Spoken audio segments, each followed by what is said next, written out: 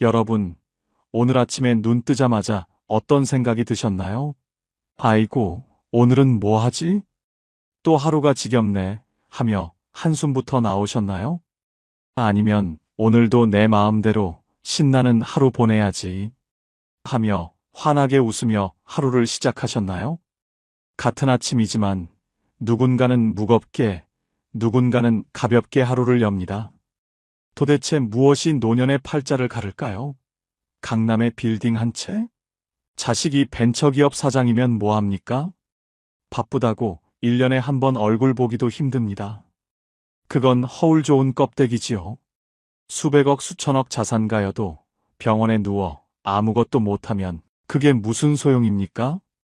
오늘 제가 드릴 말씀은 70, 80이 되어도 당당하게 매일을 소풍처럼 즐겁게 사는 진짜 상팔자들의 비밀 8가지를 알아보고자 합니다. 내 팔자는 왜 이래? 하시는 분은 오늘 이야기를 끝까지 들어보세요. 영상이 끝날 때쯤 인생의 해답을 얻으시고 여러분의 인생이 달라 보일 겁니다. 자, 팔자 좋은 사람의 8가지 비밀 시작하겠습니다. 첫 번째, 죽을 때까지 내 집에서 사는 사람입니다. 여러분, 이게 얼마나 큰 축복인지 아십니까? 제가 아는 분 중에 이런 분이 계셨습니다. 70대 후반의 김할머니라는 분인데요. 서울 변두리에 작은 빌라 한 채를 가지고 계셨어요. 평수로 치면 15평도 안 되는 정말 아담한 집이었지요. 엘리베이터도 없는 3층이었고 벽지는 오래돼서 살짝 누렇게 변해 있었습니다. 그런데 이 할머니를 볼 때마다 느끼는 게 있었어요. 이분은 항상 표정이 편안했습니다. 자식들이 요양병원 가시라고 몇 번이나 권유했대요. 어머니, 이제 혼자 계시기 힘드시잖아요. 우리가 좋은 데 알아볼게요. 그런데 할머니는 단호하게 거절하셨답니다. 아니다. 내가 죽더라도 이 집에서 죽을 거다. 이게 비록 작고 낡았어도 여기가 내 집이다. 왜 그랬을까요? 이유는 간단합니다. 내 집에 있으면 아침에 일어나서 화장실 갈 때 누구 눈치 안 봐도 됩니다. 밤 10시에 배고파서 라면 끓여 먹어도 미안하지 않습니다. TV 볼륨을 조금 크게 틀어도 친구가 갑자기 찾아와도 아무 문제가 없어요. 그런데 자식 집에 가면 어떻습니까? 며느리 눈치, 손주 눈치, 사위 눈치 숨 쉬는 것조차 조심스러워집니다. 요양병원은 또 어떻고요? 아무리 좋은 시설이라 해도 거긴 내 집이 아닙니다. 정해진 시간에 밥 먹고 정해진 시간에 자야 하고 내 마음대로 할 수 있는 게 하나도 없지요. 그래서 말씀드립니다. 내 집이라는 건 단순히 건물 한 채를 의미하는 게 아닙니다. 그건 자유입니다. 존엄입니다. 권력입니다. 아무리 작아도 아무리 낡아도 내 명의로 된 집 한 채가 있다는 것. 그곳에서 내가 하고 싶은 대로 살 수 있다는 것. 이게 바로 노년의 첫 번째 팔자입니다. 혹시 여러분 중에 자식한테 집을 넘겨주신 분 계십니까? 아니면 집을 팔아서 돈을 자식한테 주신 분? 그렇다면 한번 생각해 보세요. 지금 여러분은 어디에 살고 계십니까? 자식이 마련해준 집에 살고 계시다면 그게 과연 진짜 내 집일까요? 물론 효자 효녀들이야 부모님 모시는 걸 당연하게 여기겠지만 문제는 여러분의 마음입니다. 아무리 자식이 잘해줘도 내 명의가 아니면 마음 한구석이 늘 불편합니다. 내가 여기 있어도 되나 이런 생각이 자꾸 들거든요. 저는 어르신들한테 항상 이렇게 말씀드립니다. 집은 마지막까지 절대 넘기지 마세요. 그게 여러분의 생명줄입니다.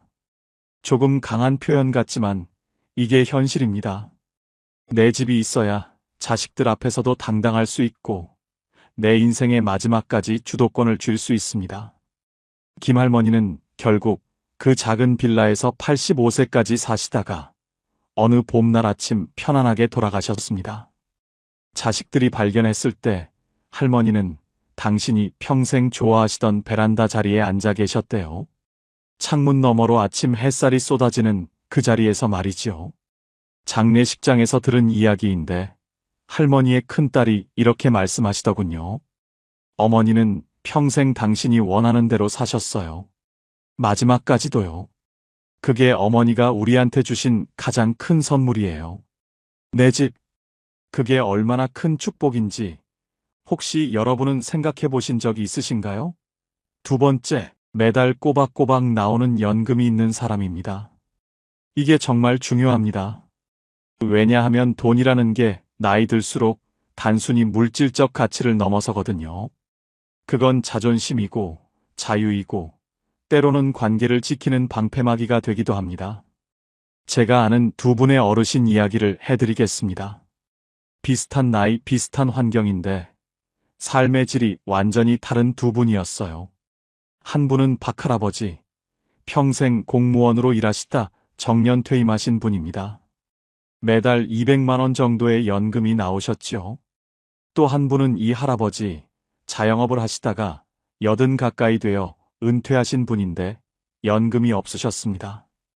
자식들이 한 달에 50만 원씩 용돈을 드렸어요.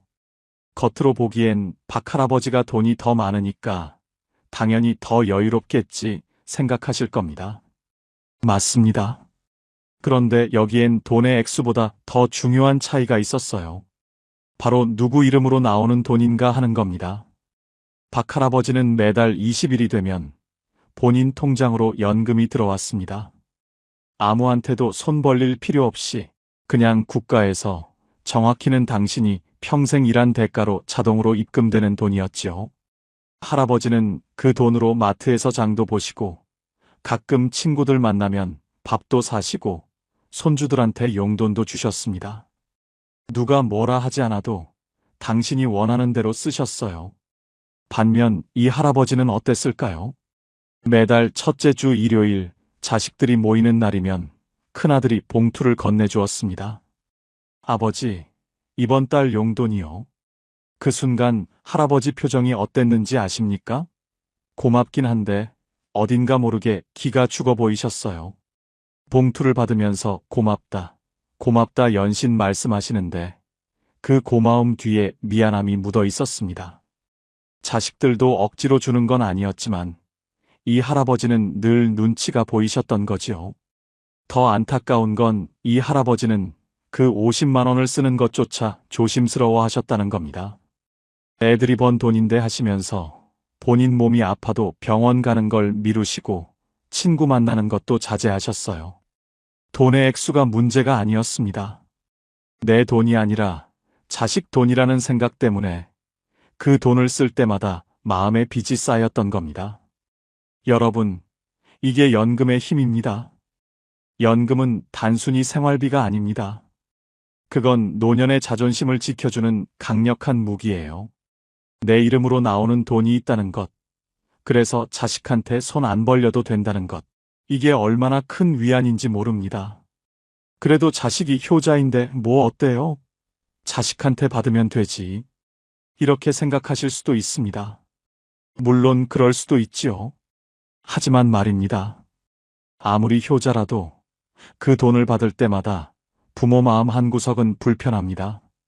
사람이란 게 원래 그렇습니다. 베푸는 사람보다 받는 사람이 더 마음이 무겁거든요. 특히 나이 들면 자식한테 짐이 되고 싶지 않은 게 부모 마음 아니겠습니까? 그래서 제가 감히 말씀드립니다. 여러분이 지금 50대, 60대 초반이시라면 연금 준비를 꼭 하세요. 국민연금이든 개인연금이든 뭐든 상관없습니다. 중요한 건 매달 자동으로 나오는 돈을 만들어 놓는 겁니다. 그게 80대의 여러분을 지켜줄 겁니다. 그리고 이미 70대, 80대가 되신 분들, 혹시 지금 자식들한테 용돈 받고 계신가요? 그렇다면 자식들한테 너무 미안해하지 마세요. 여러분이 그 자식들 키우느라 얼마나 고생하셨습니까? 밤낮으로 일하고 끼니 걸으면서 학원비 댔고 아플 때도 참으면서 자식들 입혔고 먹였잖아요. 그러니 지금 받는 용돈은 빚을 받는 게 아니라 그저 당연한 되갚음일 뿐입니다. 하지만 그럼에도 불구하고 내 이름으로 나오는 돈이 있는 사람은 그렇지 않은 사람보다 마음이 훨씬 가볍습니다. 지갑이 두둑해야 마음도 두둑해지는 법이니까요. 세 번째, 혼자서도 기가 막히게 잘 노는 사람입니다. 혹시 여러분 주변에 이런 분 안 계십니까? 자식들은 멀리 살고, 배우자도 없고, 친구들도 이제 다들 몸이 불편해서 자주 못 만나는데, 그런데도 이상하게 심심해하지 않고 매일 뭔가 재미있게 사는 사람 말이에요. 제가 동네에서 만난 최할머니가 딱 그랬습니다. 올해 76세이신데 혼자 사세요. 남편은 10년 전에 돌아가셨고, 자식들은 하나는 미국, 하나는 부산에 살아서 1년에 명절 때나 볼까 말까 합니다. 그런데 이 할머니를 보면 외롭다는 느낌이 전혀 안 들어요. 오히려 늘 바빠 보이고 얼굴에 생기가 돌았어요. 어느 날 제가 궁금해서 물어봤습니다. 할머니, 혼자 사시는데 심심하지 않으세요? 그랬더니 할머니가 웃으시면서 이렇게 대답하셨어요. 심심할 틈이 어딨어? 아침에 일어나면 베란다 화분 물 주고, 그 다음에 유튜브로 요가 하나 따라하고, 점심 먹고 나면 피아노 연습하고, 저녁엔 드라마 보다가 책 읽다가 자면 하루가 금방 가더라고. 저는 그 말을 듣고 깜짝 놀랐습니다. 76세에 유튜브로 요가를 배우고 피아노를 독학으로 연습하신다니요. 할머니는 이어서 말씀하셨어요. 처음엔 나도 남편 없고 나이 드니까 외로웠어. 그런데 자꾸 사람들 찾아다니고 전화하고 그러다 보니까 나만 힘들더라고. 다들 바쁘고 또 나이 들면 각자 사정이 있잖아. 그래서 생각했지. 차라리 혼자 즐길 수 있는 걸 찾자. 그게 답이었어. 여러분, 이게 정말 중요한 이야기입니다. 나이 들면 외로움이 찾아옵니다. 이건 누구도 피할 수 없는 현실이에요. 자식들은 자식들 인생이 있고, 친구들도 각자 사정이 있고, 배우자마저 먼저 가버리면 정말 혼자가 됩니다. 그런데 여기서 두 부류로 나뉩니다. 한 부류는 끊임없이 외부에서 즐거움을 구하는 사람들입니다. 자식한테 전화하고, 나 심심하다 하고, 친구들한테 매일 연락하고. 그런데 이게 문제가 뭐냐면, 상대방이 내 기대만큼 반응해주지 않으면 실망하고 서운해지거든요. 내가 이렇게 외로운데 자식들은 왜 안 오나, 친구는 왜 연락 안 하나 하면서 마음에 상처만 쌓이게 됩니다. 또 한 부류는 혼자서도 즐거움을 만들어내는 사람들입니다. 최할머니처럼 말이지요. 이런 분들은 타인에게 행복을 구걸하지 않습니다. 본인이 스스로 즐거움의 원천이 되는 거예요. 텃밭 가꾸기, 그림 그리기, 악기 배우기, 독서, 글쓰기, 유튜브 보기, 뭐든 상관없습니다. 중요한 건 그 시간이 온전히 내 것이고 내가 주도하는 시간이라는 점입니다. 철학자 쇼펜하우어가 이런 말을 했습니다. 홀로 있을 수 있는 사람만이 자유롭다. 나이 들어 진짜 자유로운 사람은 누구한테 기대지 않아도 되는 사람입니다. 물론 사람은 사회적 동물이니까 완전히 혼자 살 수는 없지요. 하지만 적어도 혼자 있는 시간이 고통이 아니라 축복이 되어야 노년이 편안합니다. 여러분, 혹시 지금 혼자 있는 게 두렵지는 않으신가요? 자식들이 안 오면 불안하고, 친구가 연락 안 하면 서운하고, TV만 켜놓고 하루 종일 멍하니 시간 보내고 계시진 않으신가요? 그렇다면 지금부터라도 찾아보세요. 내가 정말 좋아하는 게 뭔지, 시간 가는 줄 모르고 빠져드는 게 뭔지. 그게 바로 여러분의 노년을 지켜줄 무기가 될 겁니다. 혼자서도 기가 막히게 잘 노는 사람. 그런 사람은 외롭지 않습니다. 아니, 정확히 말하면 고독을 즐길 줄 압니다. 고독과 외로움은 다릅니다. 외로움은 고통이지만 고독은 선물이거든요. 네 번째, 돈 걱정 없이 두 다리 뻗고 잠드는 사람입니다. 여기서 오해하지 말아야 할 게 있습니다. 제가 말하는 건 수십억 자산가가 되라는 게 아니에요. 그저 분수에 맞게 쓸 돈이 준비되어 있으면 된다는 겁니다. 강 할아버지라는 분이 계셨습니다. 평생 중소기업에서 일하시다 은퇴하셨는데 재산이라고 해봐야 작은 아파트 한 채와 예금 몇 천만 원이 전부였어요. 자식들한테 물려줄 만한 큰 돈도 없고 해외여행 다닐 여유도 없었습니다. 하지만 이 할아버지는 늘 마음이 편안해 보이셨어요. 제가 어느 날 여쭤봤습니다. 할아버지, 노후 준비 잘하신 것 같아요. 그랬더니 할아버지가 이렇게 말씀하셨습니다. 잘하긴. 나 별로 가진 거 없어. 그냥 내일 먹을 쌀 걱정 안 하고 아프면 병원 갈 돈 있고 가끔 손주들 용돈 줄 수 있으면 그걸로 됐지 뭐. 욕심 안 내면 사는 게 별로 안 힘들더라고. 여러분, 이게 핵심입니다. 노후에 필요한 돈은 생각보다 많지 않습니다. 물론 병원비, 생활비, 여가비 이런 것들이 필요하긴 하지만 가장 중요한 건 마음의 안정이에요. 내일 당장 쌀이 떨어질까봐 조마조마하지 않고 갑자기 아파도 병원 갈 돈이 있다는 확신, 이게 노년의 평화를 만듭니다. 반대로 돈은 많은데 불안한 사람들도 있습니다. 제가 아는 한 할머니는 자식들한테 이미 재산을 다 물려주셨어요. 내가 죽으면 너희가 상속세 내느라 힘들까봐 하시면서 미리 증여하신 거지요. 그런데 문제가 뭐였는지 아십니까? 정작 본인 수중엔 돈이 별로 없게 된 겁니다. 자식들이 효자고 효녀니까 생활비는 대주지만 그래도 할머니는 늘 불안하셨어요. 내가 오래 살면 애들한테 짐이 되는 거 아닐까? 이런 걱정에 밤잠을 설치셨다고 합니다. 여기서 우리가 배울 교훈이 있습니다. 자식한테 재산을 물려주는 건 좋은데 본인 몫은 반드시 남겨놔야 한다는 겁니다. 죽는 날까지 본인이 쓸 돈은 본인이 직접 쥐고 있어야 해요. 그래야 자식들 앞에서도 당당하고 갑자기 목돈이 필요해도 누구한테 손 안 벌립니다. 돈이라는 건 이상합니다. 있으면 있는 대로 없으면 없는 대로 사는 게 인생인데 막상 노년이 되면 돈이 단순한 물질이 아니라 심리적 안전망이 되거든요.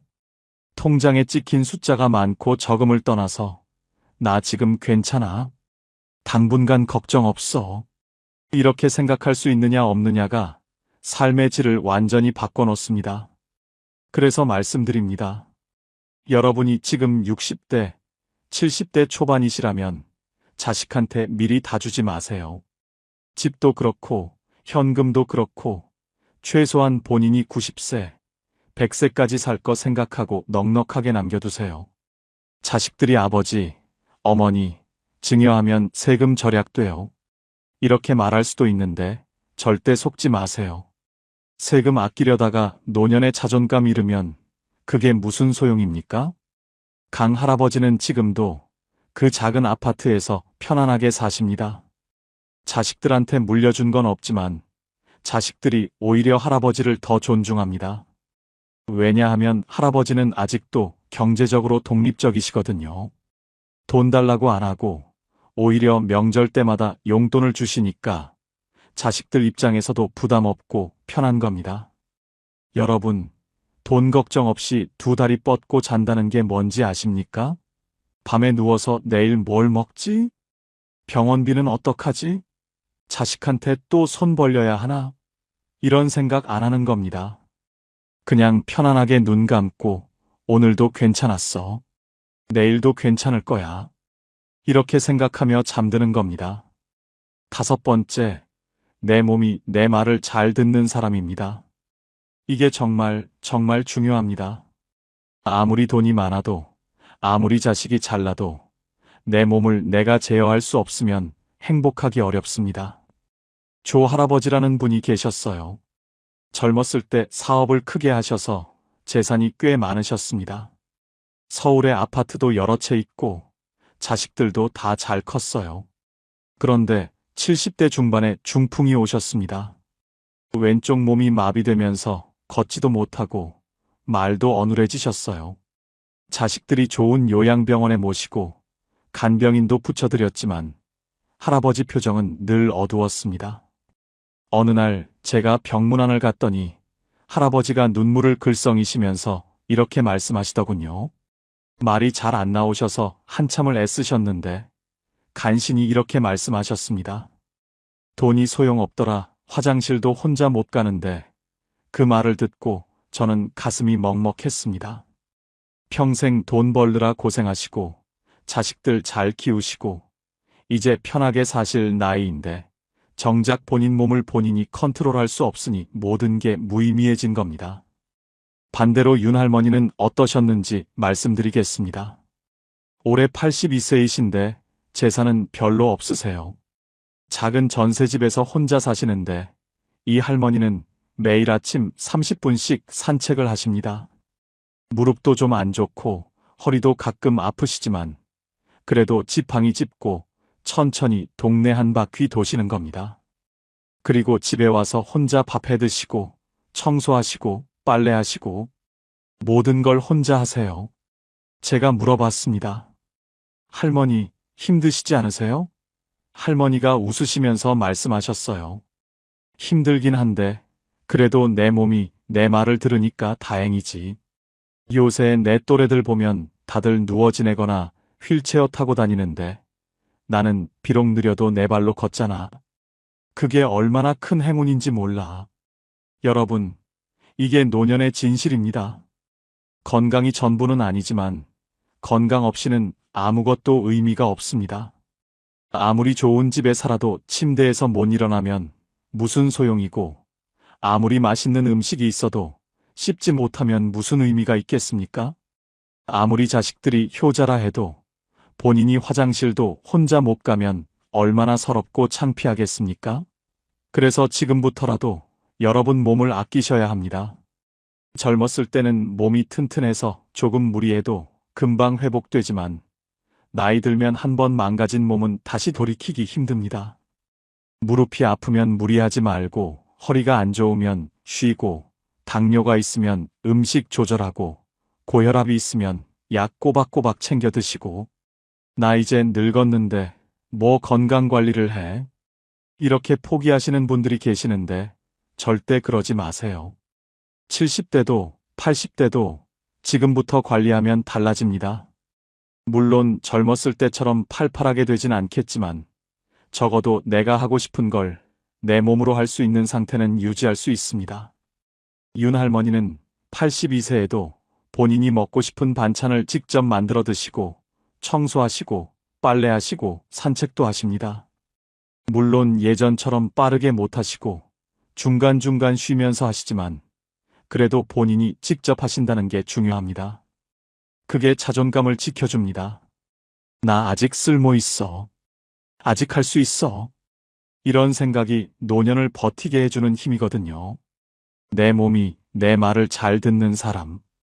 비록 여기저기 쑤시고 아파도 그래도 내가 원하는 대로 움직일 수 있다면 그것만으로도 엄청난 축복입니다. 6번째, 부탁하지 않아도 되는 사람입니다. 나이 들수록 가장 서러운 순간이 언제인지 아십니까? 바로 누군가에게 뭔가를 부탁해야 할 때입니다. 장할머니라는 분이 계셨습니다. 혼자 사시는데 어느 날 은행에 가셔야 할 일이 있으셨대요. 요새는 은행도 다 인터넷으로 하고 ATM 기계로 하라고 하는데 할머니는 그런 거 잘 모르시거든요. 그래서 딸한테 전화하셨습니다. 애야, 미안한데 내일 시간 좀 내서 은행 좀 같이 가줄 수 있니? 딸은 당연히 그럼요. 엄마하고 흔쾌히 대답했지만 할머니는 전화 끊고 나서 한숨을 쉬셨대요. 애도 바쁜데 자꾸 이런 거 부탁하면 귀찮아 하겠지. 여러분, 이게 노년의 현실입니다. 나이 들면 혼자 하기 어려운 일들이 생깁니다. 스마트폰 사용법도 어렵고 인터넷 뱅킹도 어렵고 관공서 서류 작성하는 것도 복잡하고 그럴 때마다 자식이나 지인에게 부탁해야 하는데 그게 입이 안 떨어지는 겁니다. 자존심도 상하고 미안하기도 하고 또 거절당할까봐 두렵기도 하고 그런데 말입니다. 어떤 분들은 부탁을 거의 안 합니다. 왜냐하면 미리미리 준비를 해놨거든요.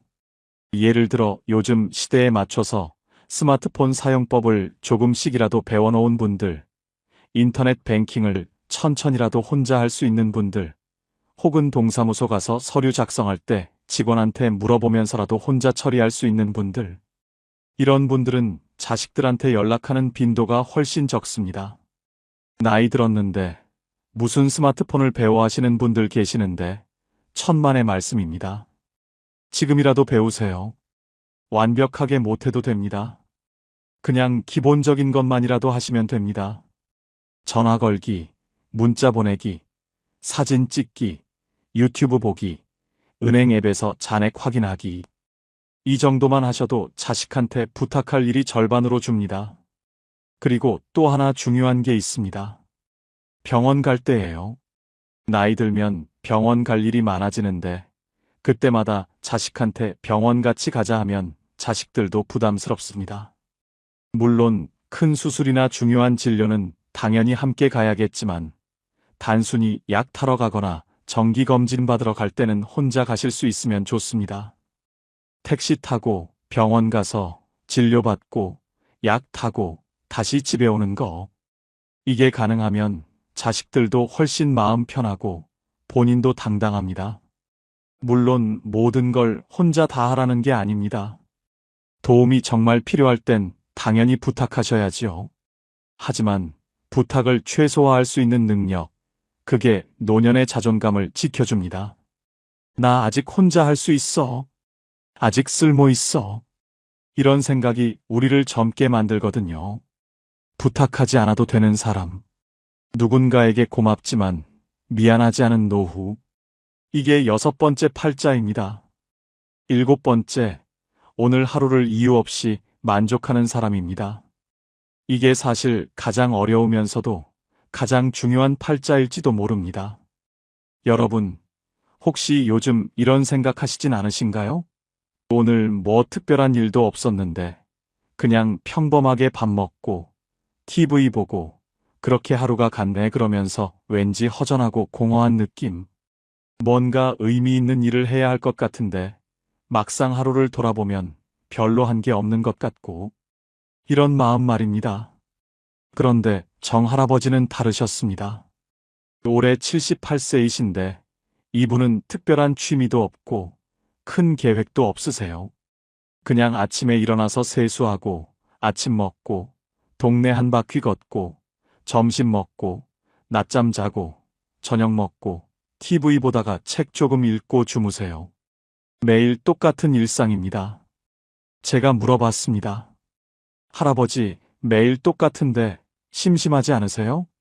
할아버지가 웃으시면서 이렇게 대답하셨어요. 심심하긴. 근데 있잖아. 나 이 나이까지 살면서 깨달은 게 하나 있어. 특별한 일이 없다는 게 얼마나 큰 행운인지. 아프지 않고, 배고프지 않고, 추위에 떨지 않고, 그냥 평범하게 하루를 보낼 수 있다는 게 사실은 기적이더라고. 여러분, 이게 정말 중요한 깨달음입니다. 우리는 평생을 뭔가 특별한 것을 추구하며 살아왔습니다. 더 좋은 직장, 더 큰 집, 더 많은 돈, 자식들의 성공. 늘 무언가를 향해 달려왔죠. 그런데 나이 들면 이제 더 이상 추구할 게 별로 없어집니다. 직장도 은퇴했고, 집도 정해졌고, 자식들도 다 컸고, 그러니까 갑자기 허전해지는 겁니다. 이제 뭘 하며 살지? 하지만 정할아버지는 다른 관점을 가지고 계셨습니다. 뭘 하며 사나가 아니라 살아있다는 것 자체에 감사하신 거예요. 아침에 눈 떠서 따뜻한 물로 세수할 수 있고, 밥을 씹어 먹을 수 있고, 동네를 걸을 수 있고, 햇볕을 쬐을 수 있고, 밤에 편안하게 잠들 수 있는 것. 이게 다 특별한 일이라고 생각하신 겁니다. 조선시대 학자 정양용 선생이 이런 말씀을 하셨습니다. 평범한 하루가 쌓여 비범한 인생이 된다. 매일 특별한 일이 있어야 행복한 게 아니라 평범한 하루를 감사히 받아들일 수 있는 마음이 진짜 행복이라는 뜻이겠죠. 그래서 말씀드립니다. 여러분, 오늘 하루 특별한 일 없으셨나요? 그럼 그게 오히려 감사한 일입니다. 큰 사고 없었고, 큰 병 걸리지 않았고, 자식들한테 나쁜 소식 없었고, 그냥 조용히 하루가 지나갔다면 그게 바로 축복입니다. 기대가 크지 않으니까 실망도 적고, 욕심이 적으니까 마음이 가볍고, 그렇게 살다 보면 늙을수록 더 편안해집니다. 과거에 그때 내가 이렇게 했으면 저 사람은 좋겠다. 나는 왜 이 모양인가 이런 생각들 이제 내려놓으세요. 그런 생각들이 우리를 늙게 만듭니다. 비교하고 후회하고 부러워하는 그 순간 우리는 지금 이 순간을 놓치게 됩니다. 그리고 지금 이 순간이 사실은 가장 소중한 건데 말이죠. 오늘 하루를 이유 없이 만족하는 사람. 특별한 이벤트 없어도 따뜻한 밥 한 끼, 햇볕 드는 오후, 조용한 밤이면 오늘도 괜찮다고 말할 수 있는 사람입니다. 마지막 8번째, 정리할 줄 아는 사람입니다. 이건 좀 냉정하게 들릴 수도 있는데 사실은 매우 중요한 이야기입니다. 홍 할머니라는 분이 계셨습니다.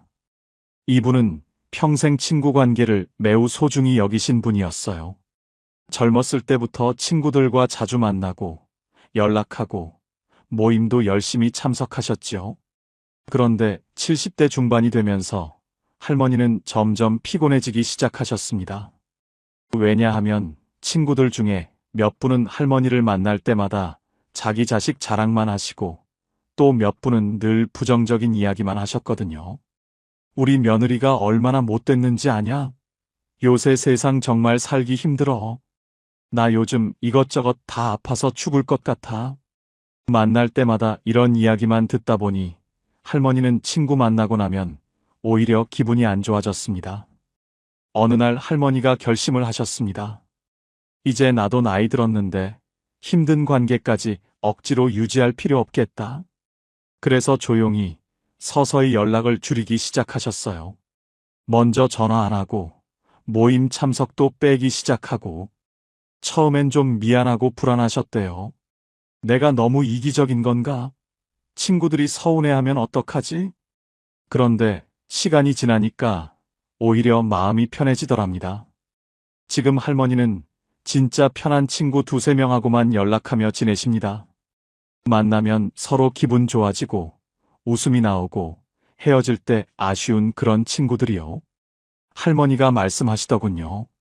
나이 들수록 사람은 많을수록 좋은 게 아니더라. 편한 사람만 남아야 해. 외로움보다 더 사람을 늙게 만드는 건 억지 관계에서 오는 피로야. 여러분, 이게 정말 현명한 말씀입니다. 우리는 어렸을 때부터 친구는 많을수록 좋다. 인간관계가 중요하다 이런 말을 들으며 자랐습니다. 물론 틀린 말은 아니에요. 하지만 나이 들면 이야기가 달라집니다. 체력도 떨어지고 시간도 한정되어 있는데 굳이 불편한 관계까지 유지하면서 스트레스 받을 필요가 없는 겁니다. 불편한 관계란 무엇일까요? 만나고 나면 기분이 안 좋아지는 사람, 늘 나한테 뭔가를 요구하는 사람, 내 이야기는 안 듣고 자기 이야기만 하는 사람, 나를 깎아내리거나 비교하는 사람. 이런 사람들은 과감히 정리하셔야 합니다. 나이 들어서까지 그런 사람들한테 에너지 쏟을 여유가 없습니다. 그래도 오랜 친구인데 어떻게 그렇게 하냐 하실 수도 있습니다. 물론 오랜 인연이 소중하긴 하지요. 하지만 여러분, 오래 안다고 해서 꼭 좋은 관계는 아닙니다. 오히려 오래된 관계일수록 서로 습관적으로 상처 주고받는 경우도 많거든요. 그런 관계라면 정리하는 게 서로에게 좋을 수도 있습니다. 그렇다고 싸우거나 절교 선언할 필요는 없습니다. 그냥 조용히 연락을 줄이면 됩니다. 먼저 전화 안 하고, 모임 참석 안 하고, 그렇게 자연스럽게 멀어지면 됩니다. 처음엔 미안하고 불안할 수 있는데, 조금 지나면, 아, 이게 편하구나 하는 걸 느끼실 겁니다.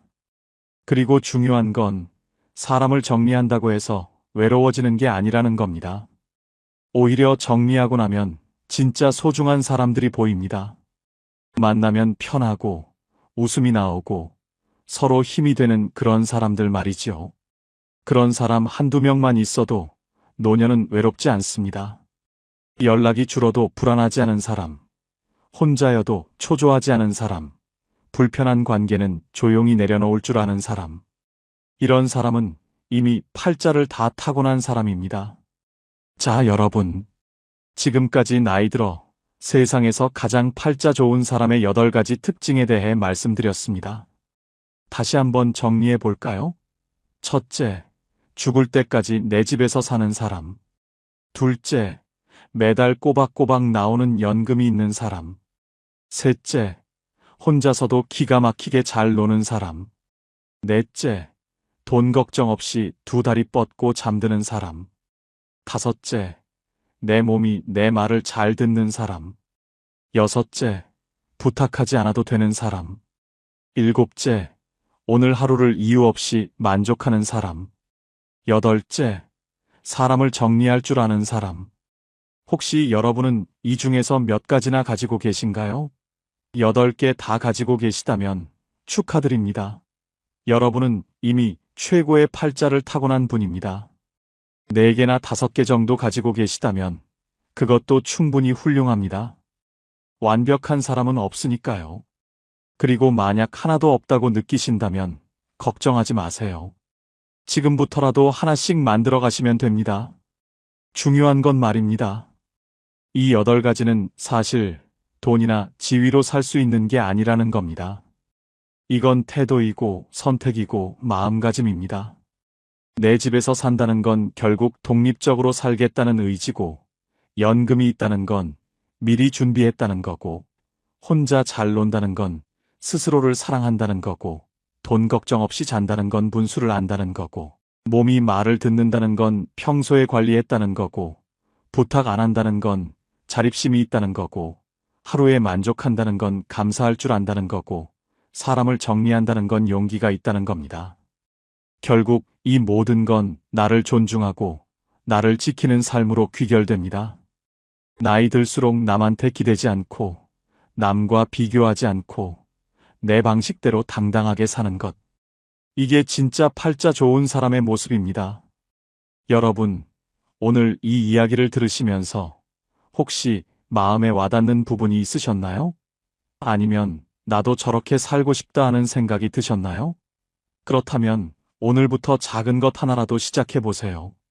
집 정리하기, 연금 알아보기, 혼자 할 수 있는 취미 찾기, 작은 돈이라도 모으기, 산책 시작하기, 스마트폰 배우기, 오늘 하루에 감사하기, 불편한 사람과 거리 두기. 뭐든 좋습니다. 나이 든다는 건 끝이 아니라 새로운 시작입니다. 더 이상 남을 위해 살지 않아도 되는, 오롯이 나를 위해 살 수 있는 시간이거든요. 그러니 부디 여러분의 노년이 비교와 후회가 아닌 평화와 감사로 채워지길 바랍니다. 오늘 이야기가 여러분의 마음에 작은 위로가 되었다면 구독과 좋아요로 저에게 힘을 보태주시면 감사하겠습니다. 친구와 지인들에게 카톡으로 많이 공유해주세요. 여러분 모두 노년의 팔자 좋은 사람으로 사시길 진심으로 응원합니다. 지금까지 황금노후였습니다. 감사합니다. 우리는 팔자 좋다는 말을 잘못 이해하고 살았습니다. 팔자 좋은 노후는 돈 많은 노후, 자식 잘된 노후, 건강한 노후라고 생각했습니다. 그래서 평생 돈을 모았고, 자식을 잘 키우려 애썼고, 건강을 지키려 노력했습니다. 그런데 막상 노년이 되어보니 달랐습니다. 평생 잘못 알고 있었던 겁니다. 73세 김정수 씨는 재산이 20억이 넘습니다. 서울에 아파트가 있고, 예금도 있고, 연금도 나옵니다. 돈 걱정은 없습니다. 그런데 정수 씨는 불안합니다. 왜 그럴까요? 밤마다 통장 잔고를 확인합니다. 이 돈으로 얼마나 더 살 수 있을까? 병원비 많이 나오면 어떡하지? 요양원 가려면 얼마나 들까? 돈이 많은데도 돈 걱정을 합니다. 자식들이 자기 재산을 노리는 것 같아서 의심하고 사기당할까봐 사람도 못 만나고 돈 쓰는 것도 아깝고 돈은 많은데 불행합니다. 정수 씨는 제게 말했습니다. 돈이 많으면 행복할 줄 알았는데 돈이 많아도 불안하더라고요. 69세 박미숙 씨는 자식이 잘 됐습니다. 아들은 대기업 임원, 딸은 의사입니다. 손주들도 명문대 다니고 집도 잘 살고 자랑할 게 많습니다. 그런데 미숙 씨는 외롭습니다. 자식들은 바빠서 자주 못 옵니다. 명절에 한 번, 생일에 한 번 보는 게 전부입니다. 전화는 일주일에 한 번 할까 말까입니다. 미숙 씨는 친구들 만나면 자식 자랑을 합니다. 우리 아들이 이번에 또 승진했어. 우리 딸이 병원에서 인정받는데. 자랑은 하는데 마음은 허전합니다. 집에 돌아오면 텅 빈 집이 너무 넓게 느껴집니다. 미숙 씨는 제게 말했습니다. 자식 잘 되면 행복할 줄 알았는데 자식이 잘 돼도 외롭더라고요. 우리가 생각한 팔자 좋은 노후는 이런 게 아니었습니다. 돈 많고 자식 잘 되고 건강하면 당연히 행복할 줄 알았습니다. 그런데 실제로는 그렇지 않았습니다. 돈 많아도 불안하고 자식 잘 돼도 외롭고 건강해도 무료합니다. 그렇다면 진짜 팔자 좋은 노후는 무엇일까요? 2025년 한국보건사회연구원이 발표한 노년 삶의 질 연구 결과를 보면 노후 만족도가 높은 사람들의 공통점은 소유가 아니라 상태였습니다. 무엇을 가졌느냐가 아니라 어떤 상태로 사느냐가 중요했습니다. 팔자 좋은 노후는 많이 가진 노후가 아니라 편안한 상태로 사는 노후였습니다. 그렇다면 그 편안한 상태는 무엇일까요? 노후에 진짜 팔자 좋은 사람에게는 공통점이 있습니다. 첫째, 남에게 기대지 않는 사람입니다. 자식에게 기대지 않고, 친구에게 기대지 않고, 국가에게 기대지 않습니다. 물론 도움을 받을 수는 있습니다. 하지만 도움이 없어도 살 수 있습니다. 자식이 찾아오면 반갑지만 안 와도 괜찮습니다. 친구가 연락하면 좋지만 안 해도 괜찮습니다. 연금이 나오면 고맙지만 적어도 살 수 있습니다. 이렇게 기대하지 않으니 실망도 없고 섭섭함도 없고 원망도 없습니다. 그래서 마음이 편합니다. 72세 이경자 씨는 혼자 삽니다. 자식은 외국에 있고 친구도 많지 않고 연금도 적습니다. 그런데 경자 씨는 편안합니다. 나는 나만 챙기면 되니까 편해요. 자식 눈치 안 봐도 되고 친구 눈치 안 봐도 되고 내 마음대로 살 수 있어요. 경자 씨는 아침에 일어나서 하고 싶은 것을 합니다. 산책 가고 싶으면 가고 집에 있고 싶으면 있고 밥 먹고 싶으면 먹고 안 먹고 싶으면 안 먹습니다. 누구 눈치 안 보고 삽니다. 그게 팔자 좋은 겁니다. 둘째, 혼자 있어도 무너지지 않는 사람입니다. 혼자 있으면 외롭지만 외로움이 무너뜨리지는 못합니다. 혼자 밥 먹어도 밥맛이 나고 혼자 TV 봐도 재미있고 혼자 산책해도 기분이 좋습니다. 물론 누군가와 함께하면 더 좋습니다. 하지만 혼자여도 괜찮습니다. 혼자를 견디는 게 아니라 혼자를 즐깁니다. 70세 최동수 씨는 혼자 사는데 외로워하지 않습니다. 나는 혼자 있는 게 편해요. 아침에 일어나서 커피 한 잔 마시고 신문 보고 산책 나가고 도서관 가서 책 읽고 집에 와서 음악 듣고 그렇게 하루를 보내요. 외롭다는 생각이 안 들어요. 동수 씨는 혼자 있는 시간을 즐깁니다. 누군가 필요해서 만나는 게 아니라 만나고 싶어서 만납니다. 그래서 관계가 가볍고 부담이 없고 편합니다. 그게 팔자 좋은 겁니다. 셋째, 하루를 스스로 채울 줄 아는 사람입니다. 아침에 일어나서 오늘 뭐 하지가 아니라 오늘 이거 해야지 하고 생각합니다. 거창한 계획이 아니라 작은 일상입니다. 산책 나가기, 책 읽기, 친구 만나기, 요리하기, 청소하기, 이런 작은 것들로 하루를 채웁니다. 누가 시키지 않아도 스스로 합니다. 누가 함께하지 않아도 혼자 합니다. 그렇게 하루를 채우다 보면 하루가 금방 지나갑니다. 저녁이 되면 오늘도 잘 보냈네 하고 만족합니다. 68세 윤정혜 씨는 매일 아침 계획을 세웁니다. 오늘은 산책 가고 도서관 가고 점심은 김치찌개 끓여 먹고 오후에는 드라마 보고 저녁에는 친구한테 전화하고 이렇게 하루를 계획합니다. 거창하지 않습니다. 그냥 일상입니다. 그런데 이렇게 계획하고 실천하다 보면 하루가 의미 있어집니다. 정혜 씨는 저녁에 일기를 씁니다. 오늘 산책하면서 꽃 봤다. 도서관에서 좋은 책 읽었다. 친구랑 통화했다 이렇게 적습니다. 작은 것들이지만 적고 보면 하루가 알찹니다. 그게 팔자 좋은 겁니다. 조선시대 실학자 정약용 선생은 유배지에서 18년을 보냈습니다. 가족과 떨어져 혼자 지냈습니다. 외롭고 힘들었을 겁니다. 그런데 정약용 선생은 무너지지 않았습니다. 매일 아침 일어나서 책을 읽고 글을 쓰고 제자를 가르치고 산책을 했습니다. 하루하루를 스스로 채웠습니다. 그렇게 18년을 보내고 나서 500권이 넘는 책을 남겼습니다. 정약용 선생은 이런 말씀을 하셨습니다. 하루를 헛되이 보내지 말라. 오늘을 사는 사람이 내일을 얻는다. 팔자는 타고나는 게 아니라 선택되는 겁니다. 매일 아침 일어나서 오늘을 어떻게 살지 선택하는 것, 그게 팔자를 만듭니다. 그렇다면 구체적으로 노후에 팔자 좋은 사람의 조건은 무엇일까요? 화려하지 않지만 살아보면 가장 중요한 기준들이 있습니다. 첫째, 내 집이 있습니다. 크지 않아도 됩니다. 허름해도 됩니다. 하지만 내 집입니다. 누구 눈치 안 보고 살 수 있는 공간입니다. 아침에 일어나서 거실에 나가도 되고 안 나가도 됩니다. 밥을 먹어도 되고 안 먹어도 됩니다. 청소를 해도 되고 안 해도 됩니다.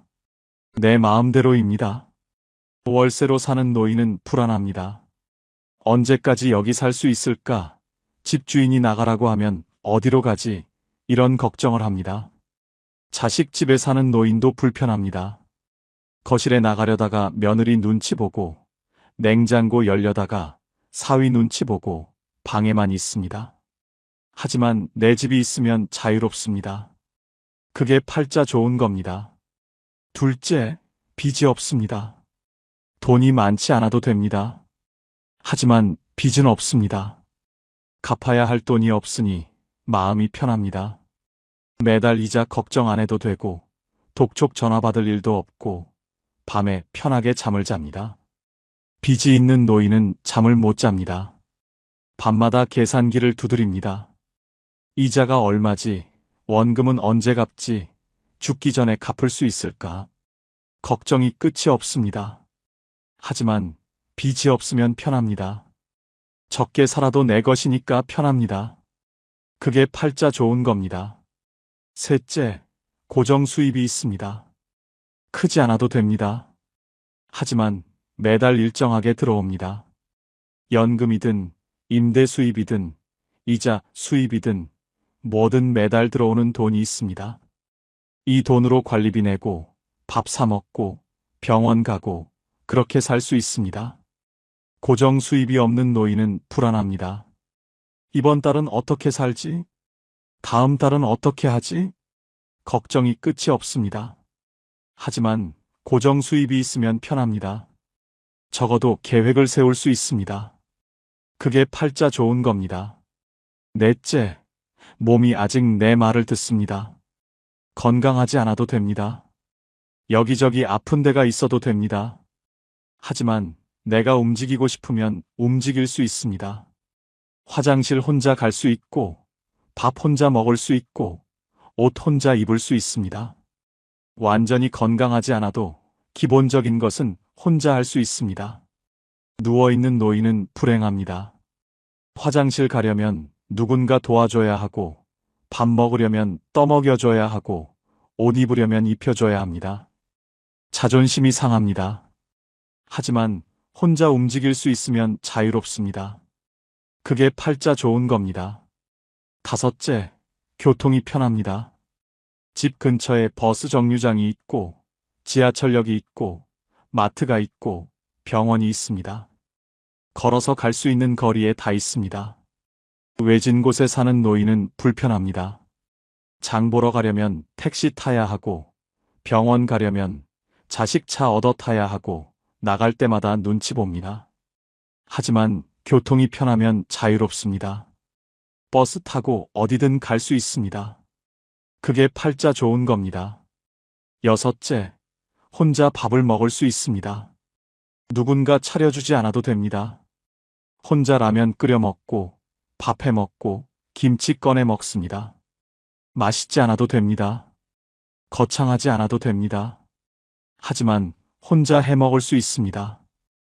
혼자 못 해 먹는 노인은 의존적입니다. 누군가 해줘야 밥을 먹습니다. 자식이 안 오면 굶고 도우미가 안 오면 굶습니다. 하지만 혼자 해 먹을 수 있으면 자유롭습니다. 그게 팔자 좋은 겁니다. 일곱째, 내일 할 일이 있습니다. 거창한 일이 아닙니다. 내일 도서관 가야지, 내일 친구 만나야지, 내일 청소해야지, 이런 작은 일입니다. 하지만 내일 할 일이 있으니 내일이 기다려집니다. 할 일 없는 노인은 무료합니다. 내일도 그냥 집에 있겠지. 내일도 TV만 보겠지. 내일이 안 기다려집니다. 하지만 할 일이 있으면 내일이 기다려집니다. 그게 팔자 좋은 겁니다. 여덟째, 통장에 비상금이 있습니다. 많지 않아도 됩니다. 1,000만 원 정도면 됩니다. 갑자기 돈 쓸 일이 생겨도 당황하지 않습니다.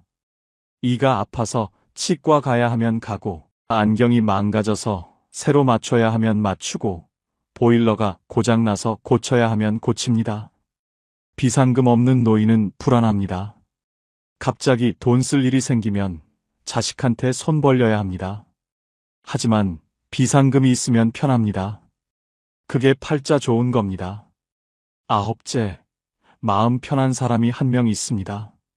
자식이든 친구든 이웃이든 한 명이면 됩니다. 힘들 때 전화할 수 있는 사람, 아플 때 부를 수 있는 사람, 외로울 때 만날 수 있는 사람이 한 명 있습니다. 많을 필요 없습니다. 한 명이면 됩니다. 아무도 없는 노인은 외롭습니다. 힘들어도 혼자 견디고, 아파도 혼자 버티고, 외로워도 혼자 있습니다. 하지만 한 명이라도 있으면 든든합니다. 그게 팔자 좋은 겁니다. 열째, 하루를 후회 없이 마칩니다. 저녁에 잠자리에 들 때 오늘 잘 보냈네 하고 생각합니다. 후회가 없습니다. 오늘 그 사람한테 그렇게 말할 걸, 오늘 그거 할 걸, 이런 후회가 없습니다. 오늘 할 일을 했고, 오늘 만날 사람을 만났고, 오늘 하루를 살았습니다. 그래서 편하게 잠듭니다. 후회 많은 노인은 잠을 못 잡니다. 밤마다 후회합니다. 하지만 후회 없이 사는 노인은 편하게 잠듭니다. 그게 팔자 좋은 겁니다. 이 10가지가 노후에 팔자 좋은 사람의 현실적 조건입니다. 화려하지 않습니다.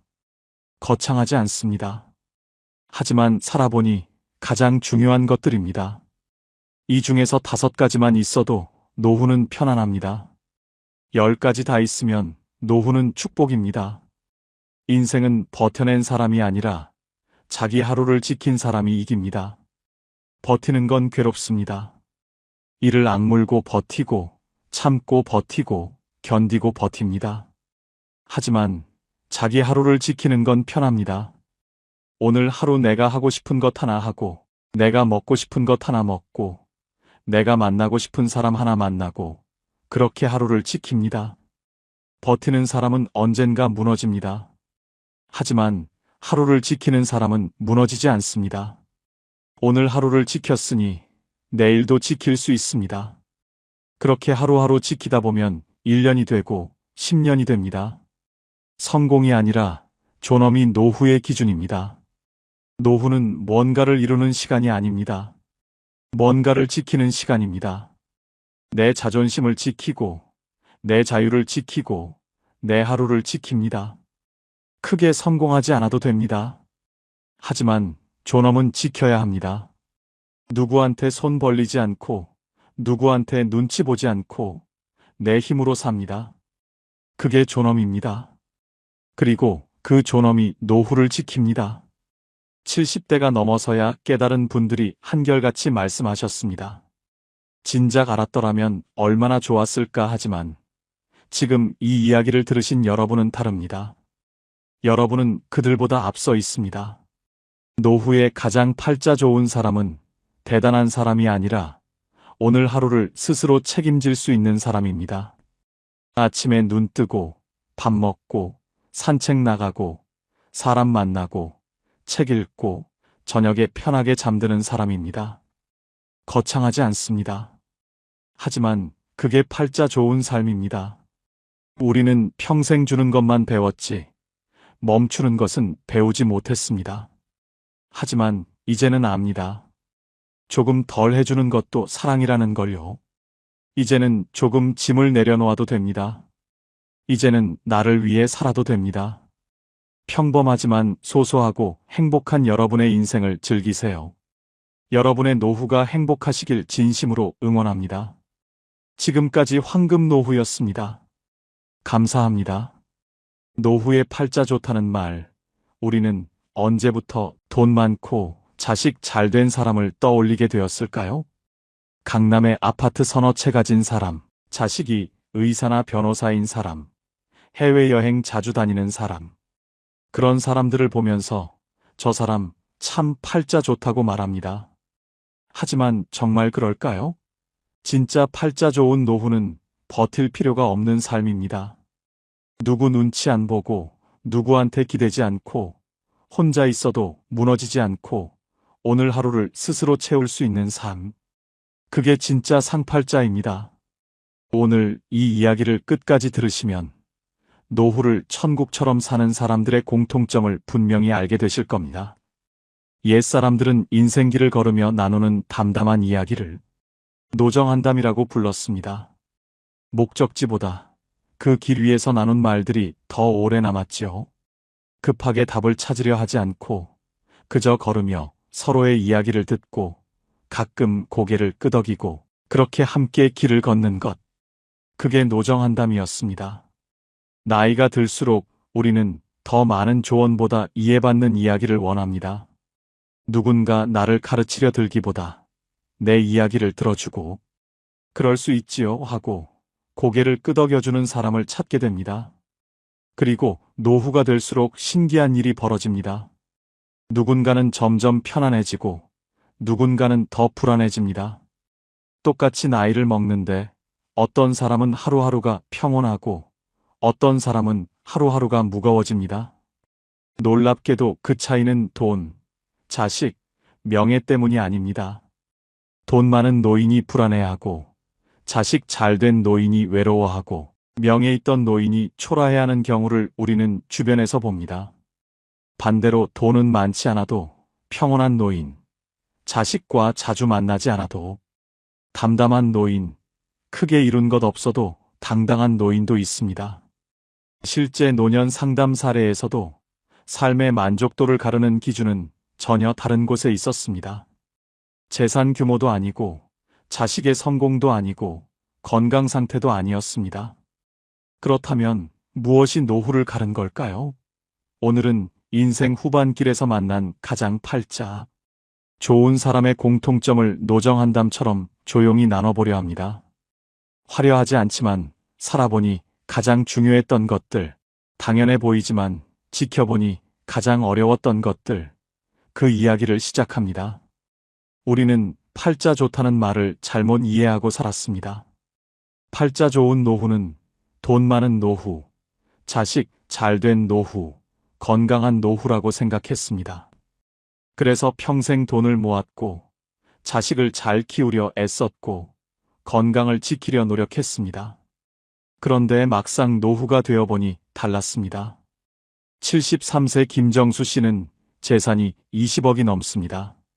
서울에 아파트가 있고, 예금도 있고, 연금도 나옵니다. 돈 걱정은 없습니다. 그런데 정수 씨는 불안합니다. 밤마다 통장 잔고를 확인합니다. 이 돈으로 얼마나 더 살 수 있을까? 병원비 많이 나오면 어떡하지? 요양원 가려면 얼마나 들까? 돈이 많은데도 돈 걱정을 합니다. 자식들이 자기 재산을 노리는 것 같아서 의심하고 사기당할까봐 사람도 못 만나고 돈 쓰는 것도 아깝고 돈은 많은데 불행합니다. 정수 씨는 제게 말했습니다. 돈이 많으면 행복할 줄 알았는데 돈이 많아도 불안하더라고요. 69세 박미숙 씨는 자식이 잘 됐습니다. 아들은 대기업 임원, 딸은 의사입니다. 손주들도 명문대 다니고 집도 잘 살고 자랑할 게 많습니다. 그런데 미숙 씨는 외롭습니다. 자식들은 바빠서 자주 못 옵니다. 명절에 한 번, 생일에 한 번 보는 게 전부입니다. 전화는 일주일에 한 번 할까 말까입니다. 미숙 씨는 친구들 만나면 자식 자랑을 합니다. 우리 아들이 이번에 또 승진했어. 우리 딸이 병원에서 인정받는데. 자랑은 하는데 마음은 허전합니다. 집에 돌아오면 텅 빈 집이 너무 넓게 느껴집니다. 미숙 씨는 제게 말했습니다. 자식 잘 되면 행복할 줄 알았는데 자식이 잘 돼도 외롭더라고요. 우리가 생각한 팔자 좋은 노후는 이런 게 아니었습니다. 돈 많고 자식 잘 되고 건강하면 당연히 행복할 줄 알았습니다. 그런데 실제로는 그렇지 않았습니다. 돈 많아도 불안하고 자식 잘 돼도 외롭고 건강해도 무료합니다. 그렇다면 진짜 팔자 좋은 노후는 무엇일까요?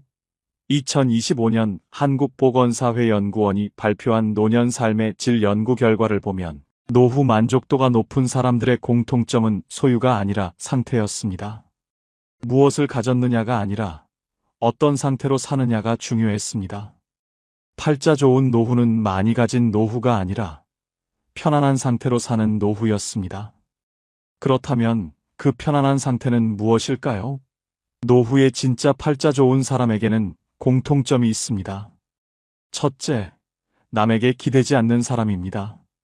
자식에게 기대지 않고, 친구에게 기대지 않고, 국가에게 기대지 않습니다. 물론 도움을 받을 수는 있습니다. 하지만 도움이 없어도 살 수 있습니다.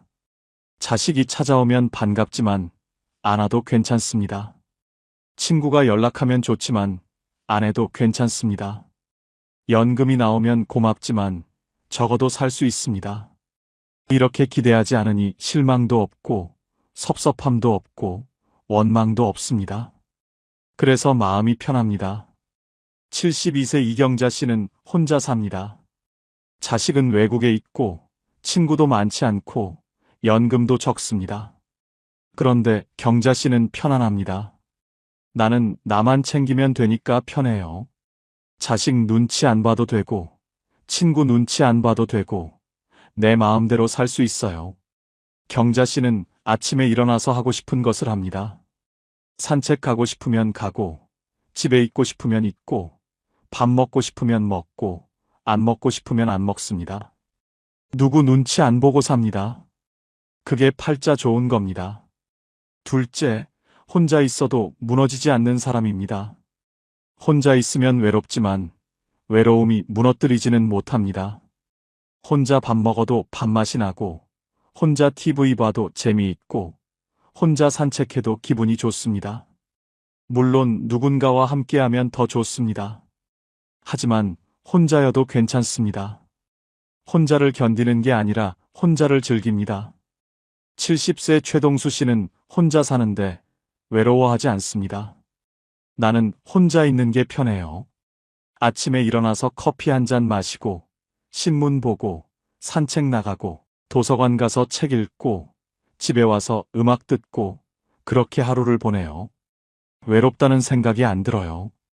동수 씨는 혼자 있는 시간을 즐깁니다. 누군가 필요해서 만나는 게 아니라 만나고 싶어서 만납니다. 그래서 관계가 가볍고 부담이 없고 편합니다. 그게 팔자 좋은 겁니다. 셋째, 하루를 스스로 채울 줄 아는 사람입니다. 아침에 일어나서 오늘 뭐 하지가 아니라 오늘 이거 해야지 하고 생각합니다. 거창한 계획이 아니라 작은 일상입니다. 산책 나가기, 책 읽기, 친구 만나기, 요리하기, 청소하기, 이런 작은 것들로 하루를 채웁니다. 누가 시키지 않아도 스스로 합니다. 누가 함께하지 않아도 혼자 합니다. 그렇게 하루를 채우다 보면 하루가 금방 지나갑니다. 저녁이 되면 오늘도 잘 보냈네 하고 만족합니다. 68세 윤정혜 씨는 매일 아침 계획을 세웁니다. 오늘은 산책 가고 도서관 가고 점심은 김치찌개 끓여 먹고, 오후에는 드라마 보고, 저녁에는 친구한테 전화하고 이렇게 하루를 계획합니다. 거창하지 않습니다. 그냥 일상입니다. 그런데 이렇게 계획하고 실천하다 보면 하루가 의미 있어집니다. 정혜 씨는 저녁에 일기를 씁니다. 오늘 산책하면서 꽃 봤다. 도서관에서 좋은 책 읽었다. 친구랑 통화했다 이렇게 적습니다. 작은 것들이지만 적고 보면 하루가 알찹니다. 그게 팔자 좋은 겁니다. 조선시대 실학자 정약용 선생은 유배지에서 18년을 보냈습니다. 가족과 떨어져 혼자 지냈습니다. 외롭고 힘들었을 겁니다. 그런데 정약용 선생은 무너지지 않았습니다. 매일 아침 일어나서 책을 읽고 글을 쓰고 제자를 가르치고 산책을 했습니다. 하루하루를 스스로 채웠습니다. 그렇게 18년을 보내고 나서 500권이 넘는 책을 남겼습니다. 정약용 선생은 이런 말씀을 하셨습니다.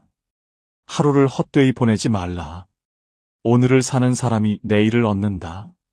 팔자는 타고나는 게 아니라 선택되는 겁니다. 매일 아침 일어나서 오늘을 어떻게 살지 선택하는 것, 그게 팔자를 만듭니다. 그렇다면 구체적으로 노후에 팔자 좋은 사람의 조건은 무엇일까요? 화려하지 않지만 살아보면 가장 중요한 기준들이 있습니다. 첫째, 내 집이 있습니다. 크지 않아도 됩니다. 허름해도 됩니다. 하지만 내 집입니다.